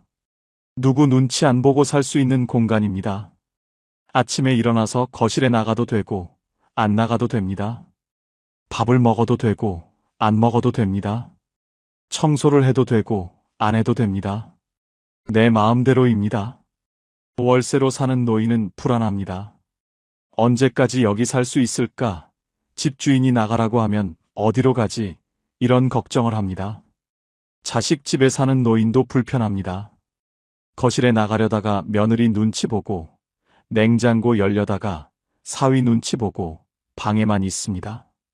하지만 내 집이 있으면 자유롭습니다. 그게 팔자 좋은 겁니다. 둘째, 빚이 없습니다. 돈이 많지 않아도 됩니다. 하지만 빚은 없습니다. 갚아야 할 돈이 없으니 마음이 편합니다. 매달 이자 걱정 안 해도 되고 독촉 전화 받을 일도 없고 밤에 편하게 잠을 잡니다. 빚이 있는 노인은 잠을 못 잡니다. 밤마다 계산기를 두드립니다. 이자가 얼마지? 원금은 언제 갚지? 죽기 전에 갚을 수 있을까? 걱정이 끝이 없습니다. 하지만 빚이 없으면 편합니다. 적게 살아도 내 것이니까 편합니다. 그게 팔자 좋은 겁니다. 셋째, 고정 수입이 있습니다. 크지 않아도 됩니다. 하지만 매달 일정하게 들어옵니다. 연금이든 임대 수입이든 이자 수입이든 뭐든 매달 들어오는 돈이 있습니다. 이 돈으로 관리비 내고 밥 사 먹고 병원 가고 그렇게 살 수 있습니다. 고정 수입이 없는 노인은 불안합니다. 이번 달은 어떻게 살지? 다음 달은 어떻게 하지? 걱정이 끝이 없습니다. 하지만 고정 수입이 있으면 편합니다. 적어도 계획을 세울 수 있습니다. 그게 팔자 좋은 겁니다. 넷째, 몸이 아직 내 말을 듣습니다. 건강하지 않아도 됩니다. 여기저기 아픈 데가 있어도 됩니다. 하지만 내가 움직이고 싶으면 움직일 수 있습니다. 화장실 혼자 갈 수 있고, 밥 혼자 먹을 수 있고, 옷 혼자 입을 수 있습니다. 완전히 건강하지 않아도 기본적인 것은 혼자 할 수 있습니다. 누워있는 노인은 불행합니다. 화장실 가려면 누군가 도와줘야 하고, 밥 먹으려면 떠먹여줘야 하고, 옷 입으려면 입혀줘야 합니다. 자존심이 상합니다. 하지만 혼자 움직일 수 있으면 자유롭습니다. 그게 팔자 좋은 겁니다. 다섯째, 교통이 편합니다. 집 근처에 버스 정류장이 있고, 지하철역이 있고, 마트가 있고, 병원이 있습니다. 걸어서 갈 수 있는 거리에 다 있습니다. 외진 곳에 사는 노인은 불편합니다. 장 보러 가려면 택시 타야 하고, 병원 가려면 자식 차 얻어 타야 하고 나갈 때마다 눈치 봅니다. 하지만 교통이 편하면 자유롭습니다. 버스 타고 어디든 갈 수 있습니다. 그게 팔자 좋은 겁니다. 여섯째, 혼자 밥을 먹을 수 있습니다. 누군가 차려주지 않아도 됩니다. 혼자 라면 끓여 먹고, 밥 해 먹고, 김치 꺼내 먹습니다. 맛있지 않아도 됩니다. 거창하지 않아도 됩니다. 하지만 혼자 해 먹을 수 있습니다. 혼자 못 해 먹는 노인은 의존적입니다. 누군가 해줘야 밥을 먹습니다. 자식이 안 오면 굶고 도우미가 안 오면 굶습니다. 하지만 혼자 해 먹을 수 있으면 자유롭습니다. 그게 팔자 좋은 겁니다. 일곱째, 내일 할 일이 있습니다. 거창한 일이 아닙니다. 내일 도서관 가야지, 내일 친구 만나야지, 내일 청소해야지, 이런 작은 일입니다. 하지만 내일 할 일이 있으니 내일이 기다려집니다. 할 일 없는 노인은 무료합니다. 내일도 그냥 집에 있겠지. 내일도 TV만 보겠지. 내일이 안 기다려집니다. 하지만 할 일이 있으면 내일이 기다려집니다. 그게 팔자 좋은 겁니다. 여덟째, 통장에 비상금이 있습니다. 많지 않아도 됩니다. 1,000만 원 정도면 됩니다. 갑자기 돈 쓸 일이 생겨도 당황하지 않습니다. 이가 아파서 치과 가야 하면 가고, 안경이 망가져서 새로 맞춰야 하면 맞추고, 보일러가 고장나서 고쳐야 하면 고칩니다. 비상금 없는 노인은 불안합니다. 갑자기 돈 쓸 일이 생기면 자식한테 손 벌려야 합니다. 하지만 비상금이 있으면 편합니다. 그게 팔자 좋은 겁니다. 아홉째, 마음 편한 사람이 한 명 있습니다. 자식이든 친구든 이웃이든 한 명이면 됩니다. 힘들 때 전화할 수 있는 사람, 아플 때 부를 수 있는 사람, 외로울 때 만날 수 있는 사람이 한 명 있습니다. 많을 필요 없습니다. 한 명이면 됩니다. 아무도 없는 노인은 외롭습니다. 힘들어도 혼자 견디고, 아파도 혼자 버티고, 외로워도 혼자 있습니다.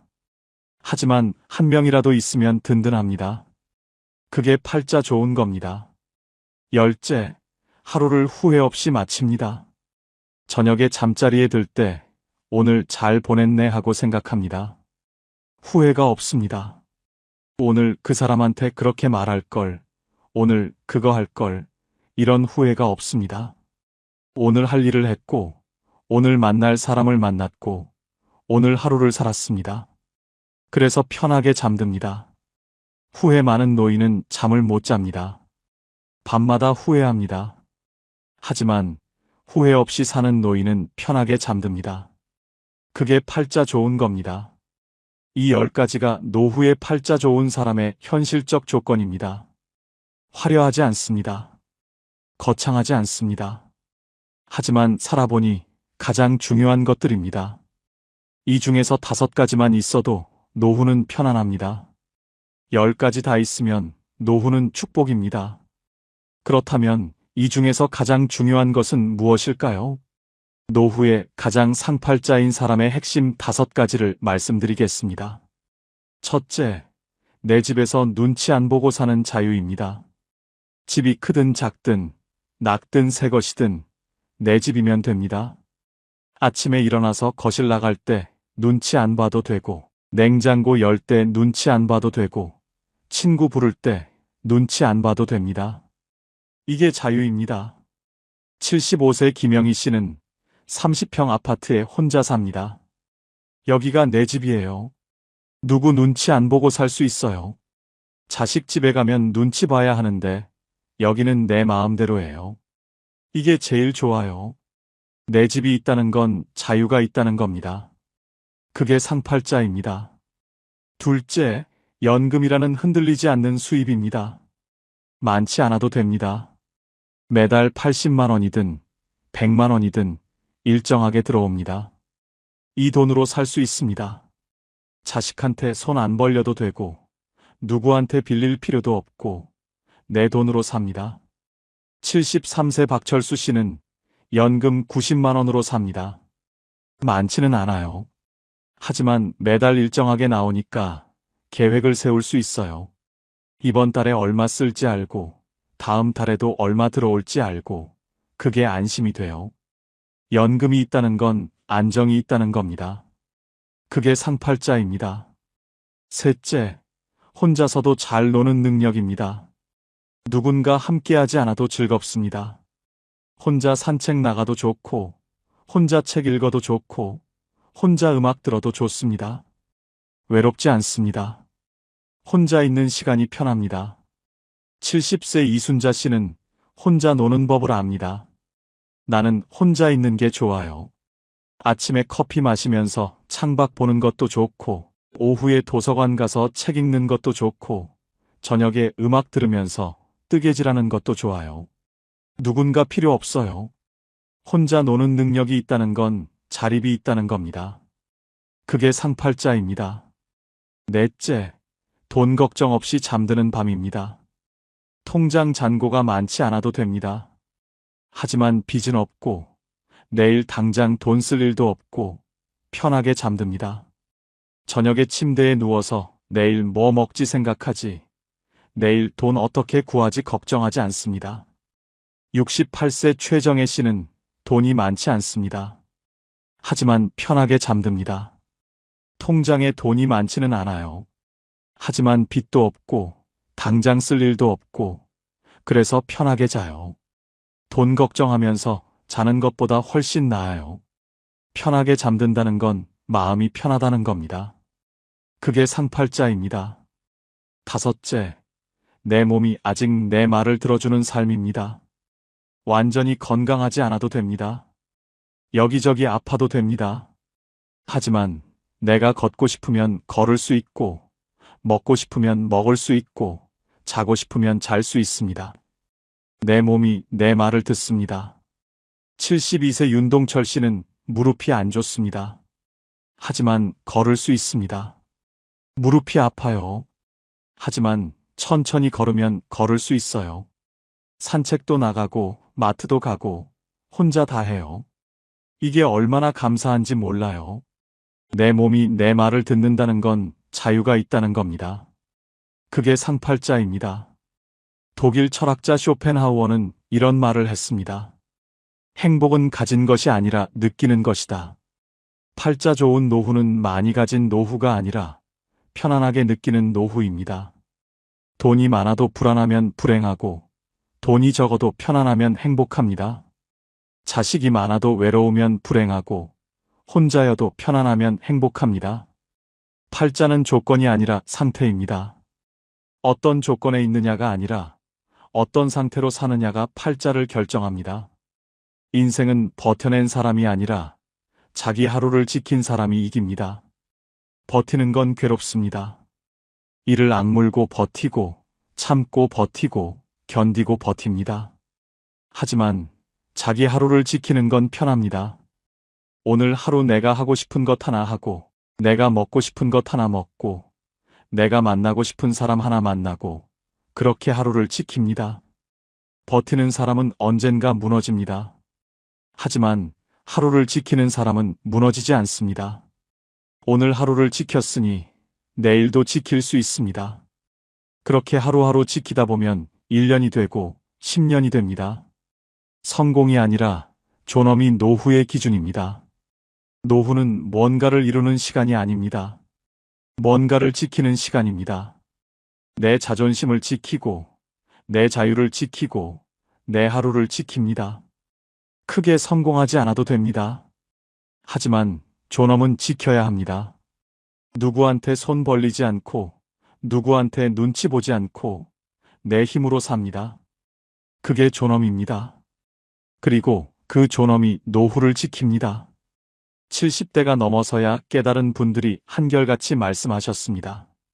진작 알았더라면 얼마나 좋았을까 하지만 지금 이 이야기를 들으신 여러분은 다릅니다. 여러분은 그들보다 앞서 있습니다.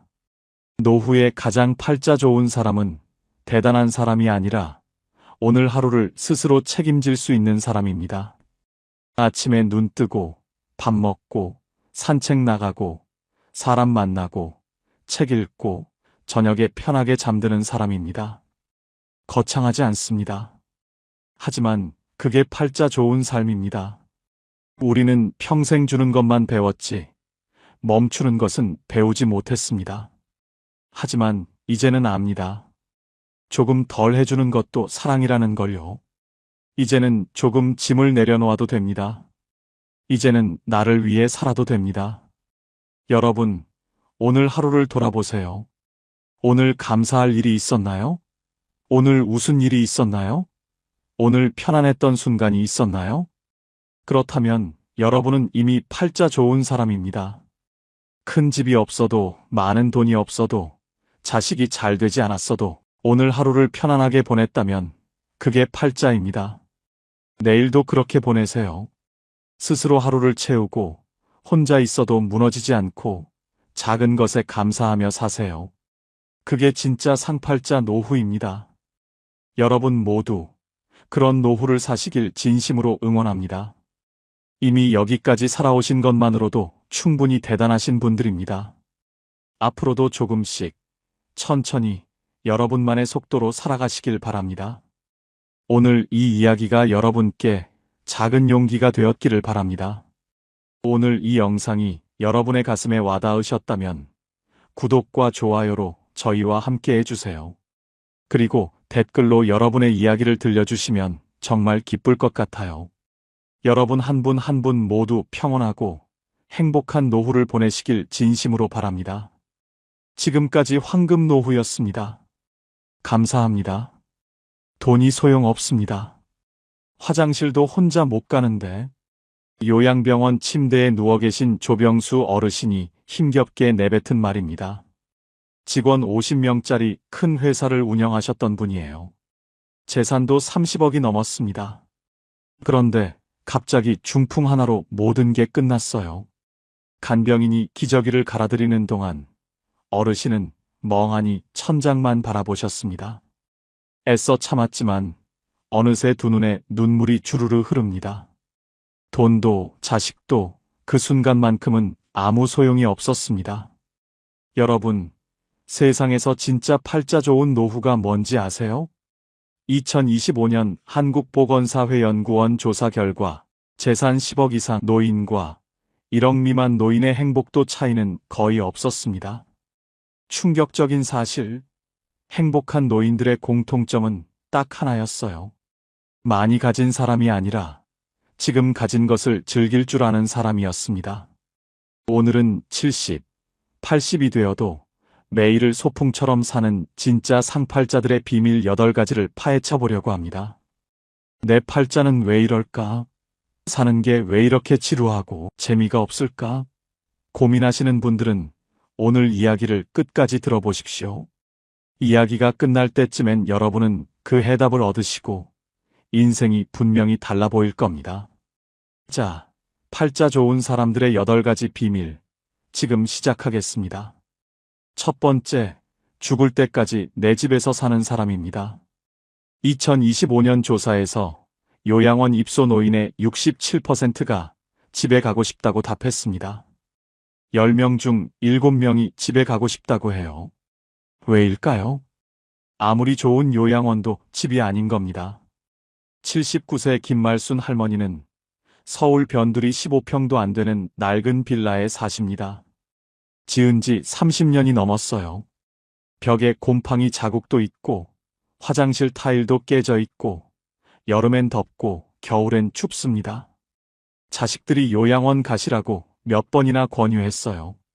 어느 날 딸이 할머니를 모시고 요양원 견학을 갔습니다. 시설이 좋았어요.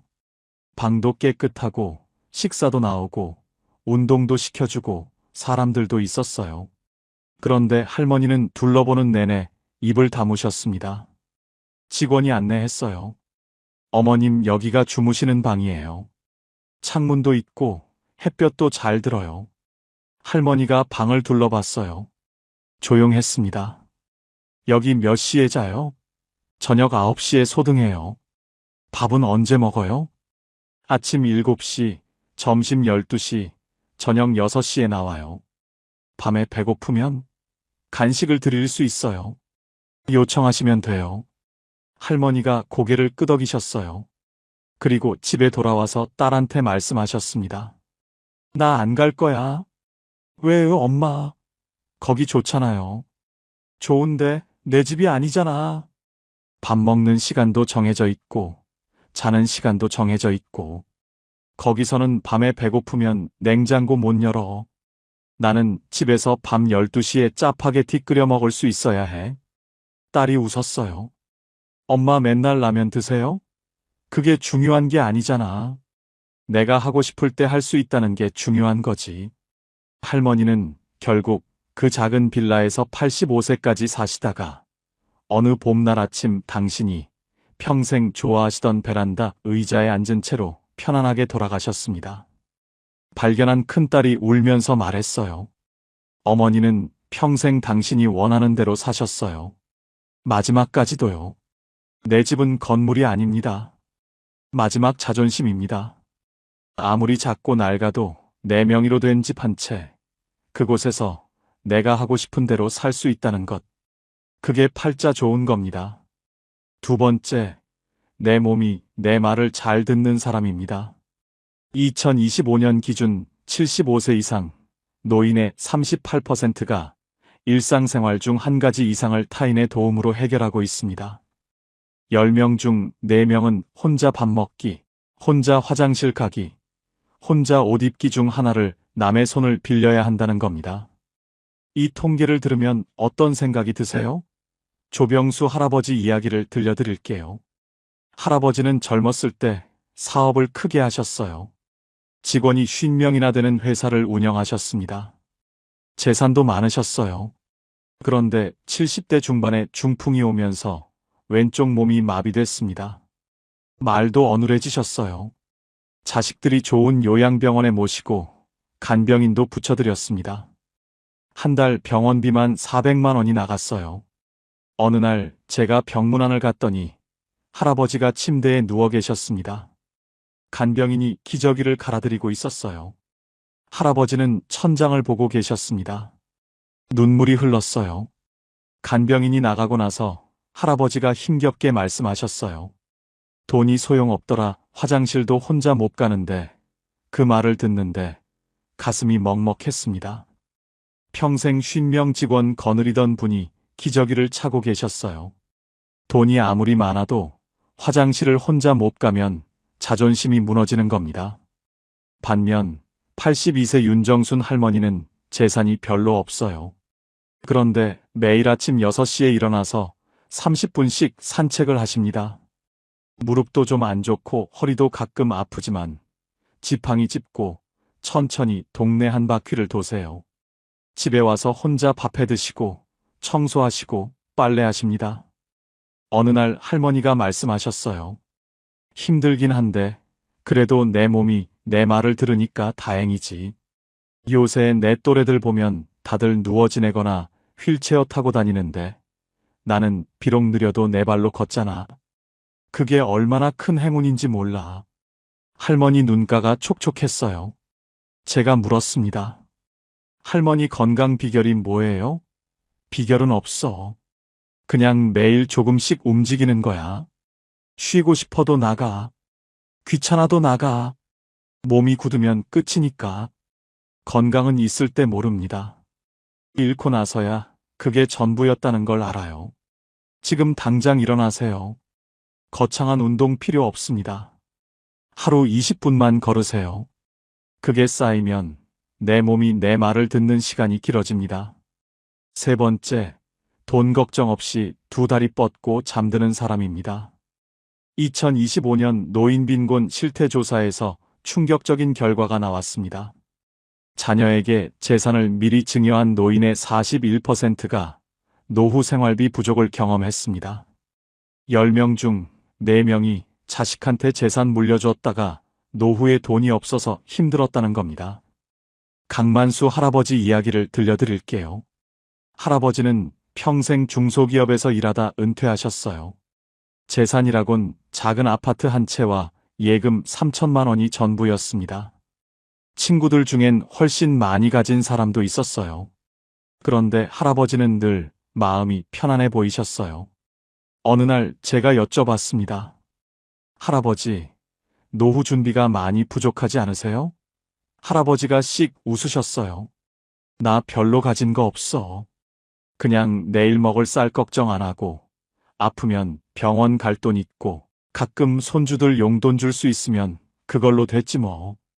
욕심 안 내면 사는 게 별로 안 힘들더라고. 반면 같은 동네 김 할아버지는 재산이 10억이 넘었어요. 그런데 몇 년 전에 자식들한테 다 물려줬습니다. 아들이 아버지 재산을 미리 이전하면 세금을 아낄 수 있어요 하니까 다 넘겨줬어요. 그 다음부터 달라졌습니다. 어느 날 할아버지가 아들한테 전화했어요. 성민아, 미안한데 이번 달 병원비가 좀 부족해서. 수화기 너머로 아들이 잠깐 침묵하다가 한숨을 쉬는 소리가 들렸어요. 작은 한숨이었어요. 아들은 알겠어요. 아버지 했지만 그 한숨 소리가 할아버지 귓가에 오래 남았습니다. 그날 밤 할아버지는 잠을 못 주무셨어요. 내가 너무 일찍 줬구나. 내 몫을 남겨뒀어야 했는데. 천장만 보다가 날이 밝았습니다. 자식한테 재산 물려주는 거 좋습니다. 그런데 반드시 내 몫은 남겨놓으셔야 해요. 자식한테 줄 돈보다 내가 쥐고 있을 돈이 더 중요합니다. 그게 노년의 품격입니다. 두 다리 쭉 뻗고 잠드는 것. 그게 팔자 좋은 겁니다. 네 번째, 혼자서도 기가 막히게 잘 노는 사람입니다. 2025년 연구에서 혼자 사는 노인 중 취미가 있는 사람은 없는 사람보다 우울증 발병률이 3배나 낮았습니다. 충격적이죠? 무려 3배입니다. 취미 하나가 병원비 수백만 원을 아껴주는 겁니다. 76세 최복순 할머니 이야기를 들려드릴게요. 할머니는 남편을 10년 전에 보내셨어요. 처음 1년이 가장 힘드셨대요. 어느 날 저녁 밥상을 혼자 차렸습니다. 밥 한 그릇, 국 한 그릇, 김치 한 접시. 앉아서 숟가락을 들었는데 눈물이 뚝 떨어졌어요. 평생 같이 밥 먹었는데 이제 혼자구나. 밥을 못 먹었습니다. TV를 켰어요. 소리라도 있으면 덜 외로울 것 같아서요. 그런데 TV 소리가 오히려 더 허전하게 느껴졌어요. 저 사람들은 다 같이 웃고 있는데 나는 혼자네. 방에 들어가서 울었습니다. 그렇게 몇 달이 지났어요. 딸이 전화했어요. 엄마, 복지관에서 피아노 가르친다는데 한번 가보지 않을래요? 피아노? 나이가 몇인데? 엄마 나이가 무슨 상관이에요? 심심하잖아요. 할머니는 반신반의하며 갔습니다. 선생님이 말했어요. 어머님 손가락이 굳어 있어서 처음엔 힘드실 거예요. 그래도 매일 30분만 연습하세요. 첫날 도레미파솔도 못 쳤어요. 손가락이 말을 안 들었습니다. 집에 와서 또 울었어요. 나는 이것도 못하나? 그래도 다음날 또 갔어요. 신기하게도 재밌었어요. 또 그 다음날도 갔습니다. 6개월이 지났어요. 어느 날 할머니가 좋아하는 노래를 치게 됐습니다. 두 손으로 멜로디를 연주하는데 눈물이 났어요. 이번엔 슬퍼서가 아니라 뿌듯해서였습니다. 내가 해냈네. 혼자서 해냈네. 지금 할머니는 레퍼토리가 10곡입니다. 매일 아침 피아노 앞에 앉아요. 그게 하루의 시작이에요. 제가 물었습니다. 할머니 외롭지 않으세요? 할머니가 대답했어요. 처음엔 외로웠어. 근데 외로움을 없애는 건 사람이 아니더라고. 혼자서도 즐길 수 있는 그 무언가야. 그걸 찾으면 달라져. 나이 들면 외로움이 찾아옵니다. 외로움을 없애는 건 사람이 아닙니다. 혼자서도 즐길 수 있는 그 무언가입니다. 그걸 찾으세요. 그게 팔자 좋은 겁니다. 5번째, 사람을 정리할 줄 아는 사람입니다. 2025년 노년 스트레스 연구에서 놀라운 결과가 나왔습니다. 불편한 인간관계가 노년 우울증의 원인 1위를 차지했어요. 외로움도 아니고 돈 걱정도 아니고 건강 걱정도 아니었습니다. 불편한 관계가 1위였어요. 홍명자 할머니 이야기를 들려드릴게요. 할머니는 평생 사람을 좋아하셨어요. 친구도 많고 모임도 많았습니다. 그런데 70대 중반이 되면서 이상한 일이 생겼어요. 친구 만나고 오면 몸이 더 피곤한 겁니다. 어느 날 친구들 모임에 갔어요. 밥 먹는 내내 한 친구가 자식 자랑을 했습니다. 우리 아들이 이번에 또 승진했어. 연봉이 얼마나 되는지 아냐? 1억이 넘어. 할머니는 듣는 내내 가슴이 답답했어요. 나는 아들이 평범한 직장 다니는데. 또 다른 친구는 세상 욕만 했어요. 요즘 세상 왜 이래? 젊은 것들이 다 버릇없어. 나라가 어떻게 되려고. 2시간 동안 자랑 아니면 불평이었어요. 집에 오는 길에 할머니는 생각했습니다.